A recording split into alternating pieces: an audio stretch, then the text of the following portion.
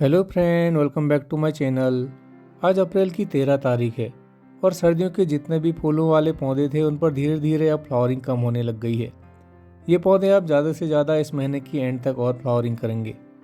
Seasonal पौधों की life cycle वैसे भी लगभग 5 से 6 महीनों तक की ही रहती है और इन पौधों को अगर अब आप छायादार या फिर ठंडी जगह पर भी क्यों न रख दें, अब इन पर ना तो फूल आएंगे और ना अब ये पौधे अपने अगले ग्रोइंग सीजन के लिए बच पाएंगे।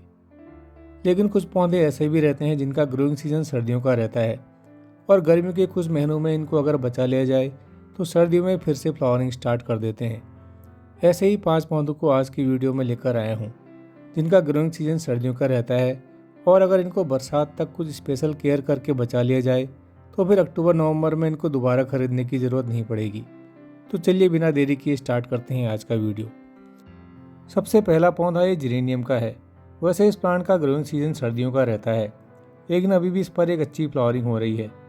मेरे पास जिरेनियम के 4 पौधे हैं, जिनमें से 2 प्लांट मेरे लास्ट ईयर के ही हैं और 2 पौधों को मैंने जनवरी के आसपास कटिंग से ग्रो किया था। अभी मौसम में दिन के समय काफ़ी ज़्यादा गर्मी है और इसी तरह अगर टेम्परेचर बढ़ता गया तो ये पौधे अप्रैल के एंड तक खराब होने लग जाएंगे। इनको सर्दियों तक बचाने के लिए सबसे पहले आप इन पौधों को ऐसी जगह पर रख दीजिए जहाँ पर इन पौधों के ऊपर कोई शेड हो। आप इनको बरामदे के आसपास या फिर बालकनी वाली एरिया में भी रख सकते हैं जहाँ पर ऊपर से छत रहती है। इसके साथ ही इनकी मिट्टी में नमी बनाकर भी रखनी है जिससे पौधों में डिहाइड्रेशन जैसी प्रॉब्लम ना आए। आप चाहें तो इस समय इनकी कटिंग को किसी छायादार जगह पर भी ग्रो कर सकते हैं ताकि अगर आपका मेन प्लांट खराब भी हो जाए तो कम से कम कटिंग से नया पौधा तैयार हो जाएगा। इसके बाद दूसरा प्लांट ये अजीलिया का है। ये जिरेनियम से भी ज़्यादा सेंसिटिव पौधा रहता है और मौसम में गर्मी आते ही हमारे साथियों का ये प्लांट सबसे ज़्यादा खराब होता है। इसके खराब होने का सबसे बड़ा कारण इसकी सॉइल रहती है। अगर आपने इस प्लांट को नर्सरी से लाने के बाद मिट्टी या फिर गोबर खाद में रिपोर्ट किया हुआ तो फिर इसके खराब होने के चांसेस ज़्यादा रहते हैं, क्योंकि इस प्लांट की जड़ें इतनी ज़्यादा मुलायम रहती हैं कि ये गार्डन सॉइल या फिर गोबर खाद में ग्रो नहीं कर पाती। फिर भी अभी इस प्लांट को आप ऐसी जगह पर शिफ्ट कर दें जहाँ पर छाया हो लेकिन हवा का एक अच्छा सर्कुलेशन हो। इसको बिल्कुल इंडोर कंडीशन में नहीं रखना है। बाकी इसकी पत्तियों में पानी से शावरिंग करते रहिए और गमले को किसी स्टैंड के ऊपर ही रखिए जिससे गमले के ड्रेनेज होल से भी हवा का एक अच्छा वेंटिलेशन होता रहे। नेक्स्ट ये कलांचू के पौधे हैं। ये पौधे भी गर्मी बढ़ने के साथ साथ खराब होने लगते हैं।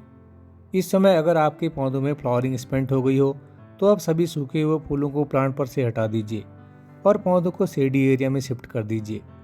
कलांचू के पौधे सकुलेंट नेचर के रहते हैं और इनको बार बार पानी देने की ज़रूरत नहीं रहती, इसलिए इनको पानी तभी दीजिए जब गमले की मिट्टी ऊपर से ड्राई दिखाई दे।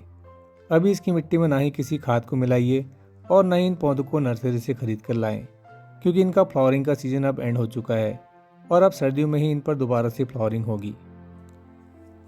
इसके बाद ये पोइनसीटिया का प्लांट है। मैं इस प्लांट को जनवरी की स्टार्टिंग में लेकर आया था।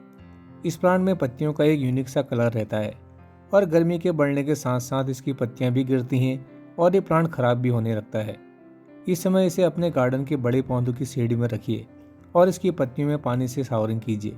अगर आपने भी मेरी तरह कुछ महीने पहले ही इसका नया प्लांट खरीदा है तो उसे इस समय उसी गमले में रहने दीजिए जिस गमले में ये प्लांट आपको नर्सरी से मिला है। इसे आप अक्टूबर के महीने ही रिपोर्ट कीजिए। नेक्स्ट ये जरबेरा का प्लांट है। इस प्लांट को भी तेज़ गर्मी से प्रॉब्लम रहती है।